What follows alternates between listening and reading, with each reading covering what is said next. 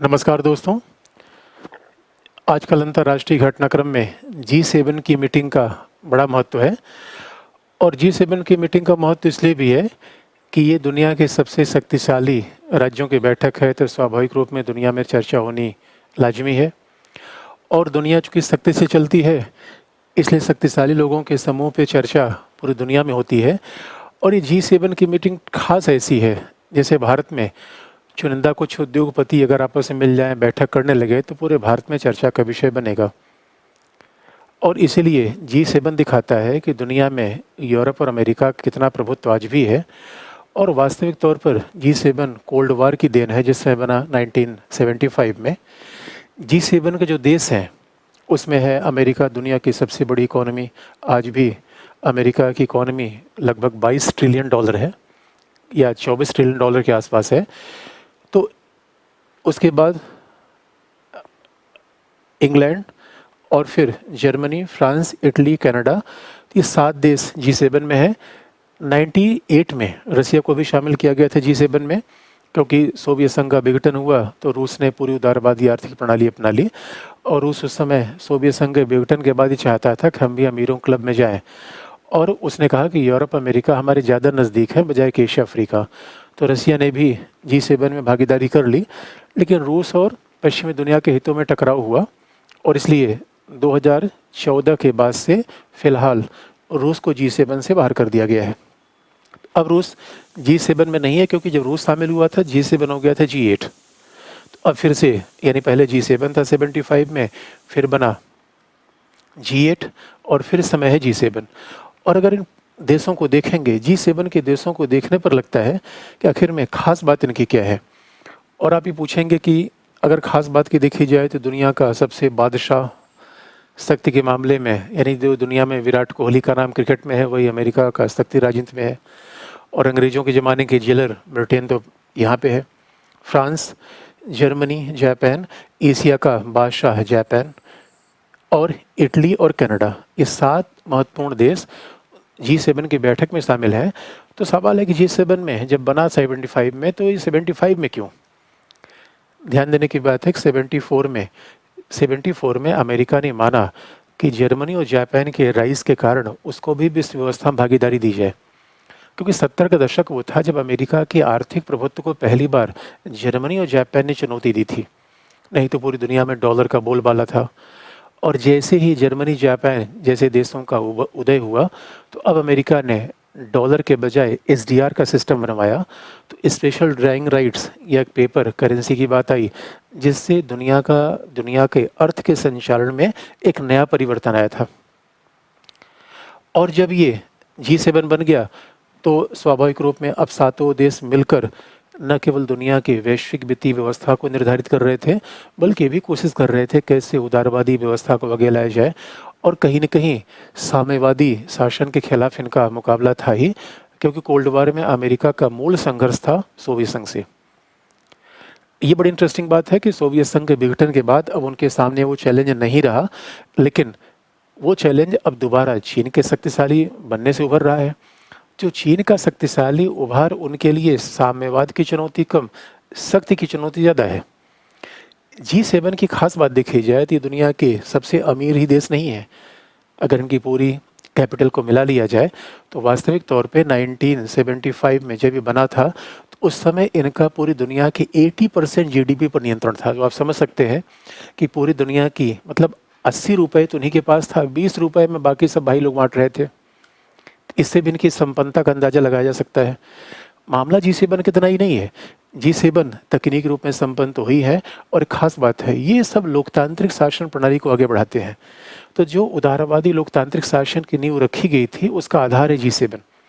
तो इन्होंने हमेशा लोकतांत्रिक मूल्यों के बचाने की बात कही, और इस आधार पर कोल्ड वार में सोवियत संघ का मुकाबला भी करते थे। लेकिन अब अगर देखेंगे, वर्तमान जो G7 की बैठक हुई है, उसमें मूल मामला आया है चाइना का।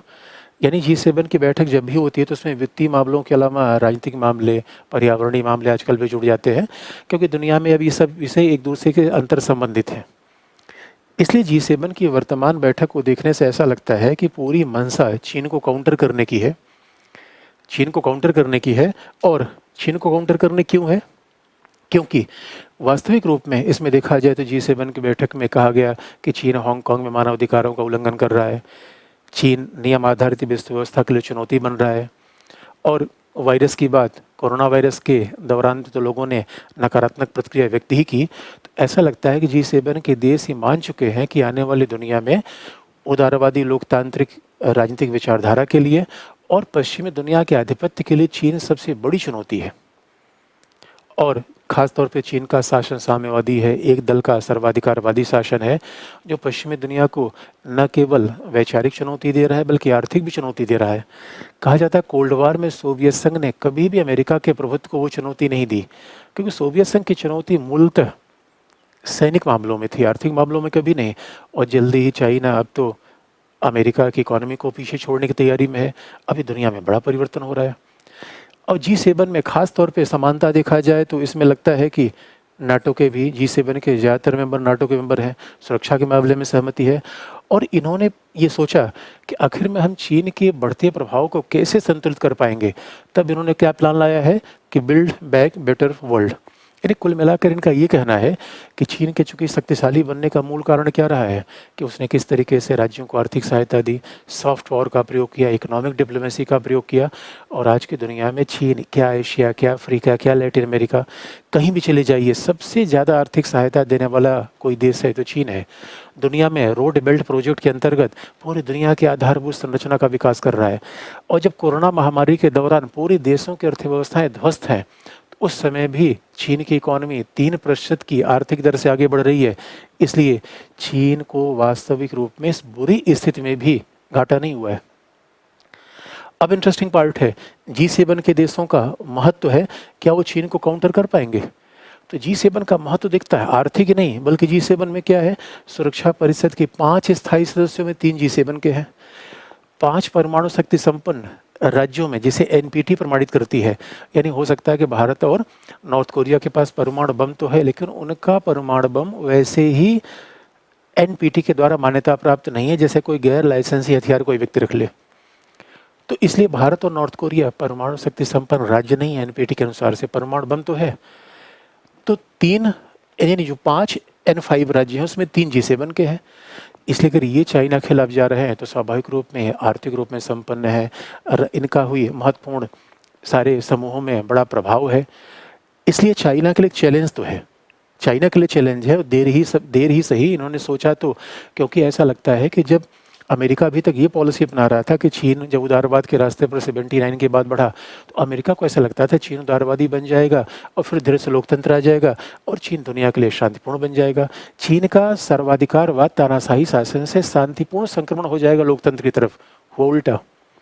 ऐसा हुआ नहीं। और 2001 में WTO में चीन जुड़ गया और चीन ने बल्कि फ़ायदा उठाया। और आज तो इनके लिए आखिर में चीन चैलेंज क्यों बन रहा है, और क्या वाकई जो G7 की बैठक में नारे दिए गए क्या वाकई वो साकार हो पाएंगे। आपको हम याद दिला दें कि अंतर्राष्ट्रीय राजनीति में भावनात्मक नहीं होते, हम हर चीज़ का बहुत तार्किक और आर्गूमेंट के आधार पर परीक्षण करते हैं, क्योंकि हर राज्य अपने अपने हितों को संवारता है। वास्तविक बात यह है कि दुनिया में चाहे कोई भी समूह आ जाए, हर राज्य अपने अपने हितों की बात करता है। कैसे? अब आप पहली बात ये देखेंगे, G7 का वो जलवा रहा नहीं जो पहले कभी रहा करता था। भाई हर जमाने में अमिताभ बच्चन का प्रभाव आज थोड़े रहा है, इसलिए दुनिया में rise and fall of great powers होता है। और वास्तविक मामला ये है, तो पहला तो हम देखें G7 में क्या समस्या है और कैसे चाइना का मुकाबला कर पाएंगे, फिर भारत के पास क्या ऑप्शन है। तो वास्तविक मुद्दा ये है कि वो G7 जिसका दुनिया के 80% GDP पर नियंत्रण हुआ करता था 1975 में, वो अब घटकर 40% हो गया है। यानी आप समझ लीजिए इनकी हालत वैसी हो गई है जिस समय फिलहाल इस समय अडानी के सामने दिख रही चैलेंज। अब इनकी पूरी संपत्ति आधी हो गई, तो इसका मतलब इनकी आर्थिक शक्ति घटी, तो आर्थिक शक्ति बढ़ी किसकी? चीन की। और इसीलिए G7 की बैठक के खिलाफ चीन ने प्रतिक्रिया देते हुए कहा कि वो जमाना गया जब कुछ साहूकार मिलकर गांव ढूंढ लेते थे। और बड़ी इंटरेस्टिंग बात है, अमेरिका के बाद दूसरी सबसे बड़ी इकोनॉमी चाइना, जिसकी इकोनॉमी लगभग $14 ट्रिलियन है, अब उसको G7 में शामिल नहीं किया गया है। तो ऐसा नहीं लगता कि G7 में ही कमजोर पड़ रहा है?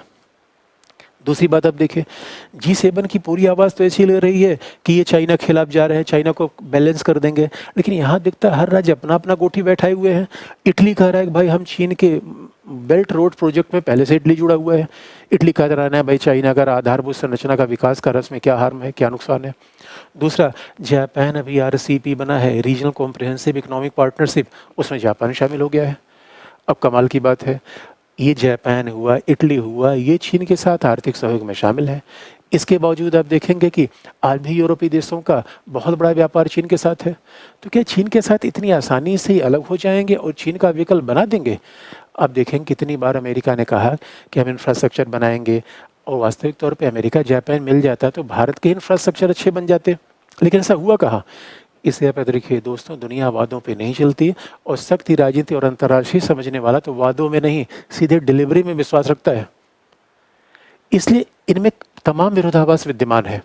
और आपको याद दिला दें, G7 का पहला चैलेंज तो अंदर से है, G7 का दूसरा चैलेंज तो वास्तविक रूप में चाइना है। जब खुद ही कह रहे हैं चाइना है, तो ये तो बात बहुत ऑब्वियस है, और चाइना नहीं है। G7 का महत्व इस वजह से भी कम देखा गया कि आप देखेंगे 1999 में G20 की स्थापना हुई, और G20 की स्थापना इस बात का प्रमाण है कि अब G7 की इकोनॉमी पूरी दुनिया गवर्न नहीं कर सकती। और G20 में अगर आप देखेंगे कि G20 जो स्थापित हुआ, उसमें तो ये G7 के अलावा तमाम विकासशील देशों के राज्य हैं। अब खास तौर पे आप देखें, G20 में चाइना है, G20 में चाइना है, इंडिया है, यूरोपियन यूनियन समूह के रूप में है। यानी अगर G7 के सारे देशों के अलावा एशिया से, अफ्रीका से, लैटिन अमेरिका से विकासशील देशों को लिया गया है G20 में, तो आप खास तौर पे देखेंगे कि G20 में इधर से ऑस्ट्रेलिया है, एशिया से सऊदी अरेबिया, कनाडा है ही है G7 कारण, Argentina, Latin America, south Africa. इसका सीधा सा मतलब है कि चाहे वो सऊदी अरेबिया हो, चाहे दक्षिण कोरिया हो, साउथ अफ्रीका हो, टर्की हो, मैक्सिको हो, ब्राज़ील हो, आज दुनिया में विकासशील देश लगातार शक्ति के केंद्र के रूप में उभर रहे हैं, और वास्तविक तौर पर चीन को इतना हल्के से नहीं लिया जा सकता। और कहा जाता है कि G7 तो बना 99 में, लेकिन 2008 के बाद यूरोपीय अर्थव्यवस्था लगातार मंदी में है, और कोरोना ने रही सही कसर पूरी कर दी है। तो वास्तविक रूप में G20 ही ज़्यादा भरोसेमंद माना जा रहा है। हाँ, G20 की भी खामियां हम बता सकते हैं, क्योंकि G20 में प्रॉब्लम ये है कि G7 जैसी वैचारिक एकता नहीं है, क्योंकि G7 के सारे देश लोकतांत्रिक है, बात G20 के लिए नहीं कही जा सकती। दूसरी बात है, G7 में एक सिविलाइजेशनल यूनिटी भी है, एक तरीके से वैचारिक एकता तो वही है, आर्थिक तकनीक के मामले में शासन प्रणालियाँ एक है। अब जबकि जबकि G20 में आप पाएंगे तो क्षेत्रीय संघर्ष आपको दिखेंगे, विकसित विकासशील देशों का फासला और दिखेगा। इसलिए G20 के सामने भी चैलेंजेस हैं, लेकिन G20 का आना बहुत बड़ी बात दिखाता है। और इसलिए आप देखेंगे जब G20 आया तो ये कहा गया कि सैमुअल हंटिंगटन एक विचारक है जिन्होंने कहा कि अब तो दुनिया में राइज ऑफ रेस्ट हो रहा है, यानी वो जमाना गया जब केवल अमेरिका का प्रभुत्व था, अमेरिका पूरी दुनिया में राज करेगा, और अब तो एशिया प्रशांत क्षेत्र आर्थिक शक्ति के रूप में उभर रहा है। ये दुनिया में बहुत बड़ा परिवर्तन है, क्योंकि आधुनिक विश्व व्यवस्था में हमेशा से प्रभाव तो यूरो अटलांटिक वर्ल्ड का रहा है। इसलिए ऐसे संदर्भ में G20 का महत्व बढ़ता जा रहा है। अब सवाल है इस पूरे परिप्रेक्ष्य में भारत क्या करे, और भारत को G7 की मीटिंग में बुला लिया गया है। इससे ये तो दिखता है कि भारत भी अब कोई सामान्य देश नहीं रहा, यानी बड़े बड़े सम्मेलनों में हमें भी बुलाया जा रहा है, क्योंकि एक जमाना था जब हमें केवल गुटनिरपेक्ष आंदोलन में बुलाया जाता था। आज जितनी बड़ी बड़ी पार्टियां हो रही इसमें सबको भारत बुलाया जा रहा है, तो इसका मतलब भारत एक महाशक्ति है। लेकिन भारत के सामने चैलेंज ऐसा है कि चाइना का राइज होना अब भारत के लिए इस समय खास तौर पर चैलेंज देखा जा रहा है। वैसे कुछ लोग कहते थे घबराने की बात नहीं है, चीन उभरेगा तो भारत चीन मिलकर एशिया का उभार कर लेंगे। गालवान संघर्ष 2020 में अगर जिस तरीके से चीन की आक्रामक नीतियाँ हैं, फिर तो भारत का भ्रम टूट गया। इसके पहले तो हम ये कोशिश करते थे, वुहान वार्ता के माध्यम से ममल्लापुरम में चाइना के राष्ट्रपति को बुलाया और सोचा कि भाई दोनों एशियाई भाई मिल जाए, लेकिन ऐसा लगता है कि भाई में चाइना हमें बहुत जूनियर ही समझता है, बराबर दर का दर्जा देने को तैयार नहीं है। तो प्रॉब्लम यह है कि अब हमारे प्रधानमंत्री ने जो G7 की बैठक को संबोधित करते हुए कहा, उनसे पूछा गया भाई आपका G7 के साथ क्या संबंध है। प्रधानमंत्री ने कहा सीधा भाई वो भी लोकतांत्रिक, हम भी लोकतांत्रिक, तो ये तो हमारे स्वाभाविक सहयोगी हैं। इन प्रधानमंत्री ने बहुत बड़ी बात कह दी कि G7 के साथ, और एक खास बात है, भले हम G7 की इकोनॉमी के आसपास ना हो, लेकिन ये ऐसा भी नहीं कि भारत की इकोनॉमी लगभग $3 ट्रिलियन के आसपास पहुँचने वाली है, और ये इकोनॉमी दुनिया की 5वीं सबसे बड़ी है। तो भारत को हम इतने हल्के से भी नहीं ले सकते। कई बार हमें जो जिस देश में रहते हैं उसको हल्के से लेने की आदत हो जाती है, जिस दोस्त के साथ रहते हैं उसको हल्का समझ लेते हैं, ऐसा है नहीं। तो सवाल ये है, लेकिन जहाँ तक लोकतंत्र की बात होती है तो भारत इनके समीप और आ जाता है, क्योंकि दुनिया का सबसे बड़ा लोकतांत्रिक देश तो हम ही है। लेकिन अब सवाल ये है कि G7 भी चाहता है कि चीन को बैलेंस किया जाए, भारत भी चाहता है चीन को बैलेंस किया जाए, दुश्मन का दुश्मन दोस्त। इसलिए भी भारत ऐसा लगता है कि स्वाभाविक रूप में हम G7 के साथ जाएं, क्योंकि चीन तो हमारी मदद करने को तैयार नहीं है, चीन तो उल्टा आक्रामक दिख रहा है, पाकिस्तान के साथ मिलकर हमारी मुसीबतें और बढ़ा रहा है। अब सवाल ये है, लेकिन आप देखिए G7 के साथ एक तो हमारे लोकतांत्रिक संबंध जुड़ रहे हैं, और ये भी हम मान लें कि build back for better world बनाएंगे तो ये भारत को आर्थिक सहायता देंगे, इंफ्रास्ट्रक्चर का डेवलपमेंट करेंगे, यही तो कर रहे हैं। अभी कह रहे हैं कि हम इंफ्रास्ट्रक्चर कराएंगे, हम इकोनॉमिक डेवलपमेंट देंगे, लेकिन देंगे ये आने वाला समय बताएगा। तो ऐसा लगता है फिलहाल G7 के साथ जाना हमारे लिए फ़ायदेमंद सौदा है, लेकिन हमने बताया कि चीज़ों को भावनात्मक नहीं हो सकते। और अब खास बात है, विकसित देशों, G7 के सारे देश विकसित है, तकनीक रूप में आधुनिक है, लोकतांत्रिक है, तो इनके साथ एक चैलेंज क्या है कि ये बिलावजह पर्यावरण के मुद्दे पर आप देखेंगे। अब G7 के साथ प्रॉब्लम क्या है, ये रह रहा है कि हमारे मानवाधिकार के बारे में कुछ कह देंगे। अबे भारत स्वीडन नहीं है, भारत इतना बड़ा देश है, लोकतांत्रिक देश है।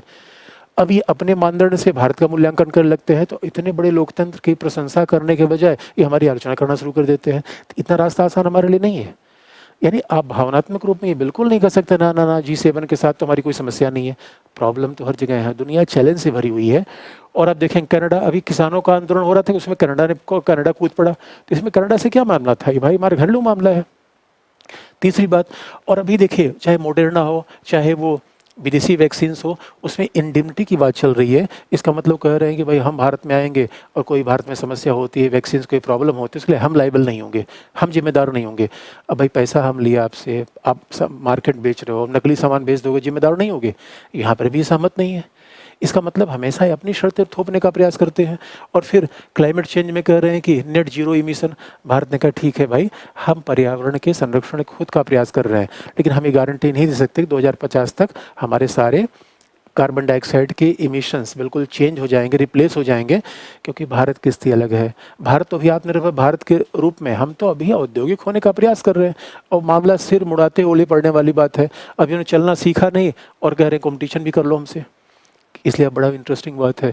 अब समस्या ये है, चाइना के साथ भी समस्या, G7 के साथ भी समस्या। अब ये देखिए विदेशी चैलेंज से भरी पड़ी होती है, तो क्या करें, भावनात्मक हो जाए, दोनों के साथ समस्या तो भाग लें, नहीं। तो दोनों के साथ समस्या है, तो फिर देखें कम समस्या किधर है, तो कम समस्या किधर है, G7 की तरफ। और वैसे भी हम G7 के साथ जा रहे हैं तो G20 में भी है, तो G20 में है तो चाइना के खिलाफ थोड़े जा रहे हैं। लेकिन अगर चाइना ये सोचे कि हमारे वजह से हम किसी के साथ संबंध नहीं बनाएंगे, तो ये भी गलतफहमी है। लेकिन G7 के साथ हम हैं तो रसिया के साथ भी तो हैं। इसे भारत की सीधी सी नीति है, अपने राष्ट्रीय हितों के लिए हम विकसित देशों के साथ रहेंगे, हम रसिया के साथ भी संबंध बनाएंगे। और चीन के साथ अगर समान हितों के आधार पर चीन हमारे कंसर्न रखे तो चीन के साथ भी संबंध अच्छे हो सकते हैं, क्योंकि अंतर्राष्ट्रीय राजनीति में न कोई स्थायी मित्र होता है न कोई स्थायी शत्रु होता है। फिलहाल की बात की जाए तो चीन हमारे लिए खतरा पैदा कर रहा है, तो फिलहाल तो चीन के प्रति नकारात्मक माहौल है। और हमारी इसलिए कोशिश है कि महाशक्तियों के साथ होकर अपने इस बैलेंस ऑफ पावर को और बढ़ाया जाए। आज के लिए धन्यवाद।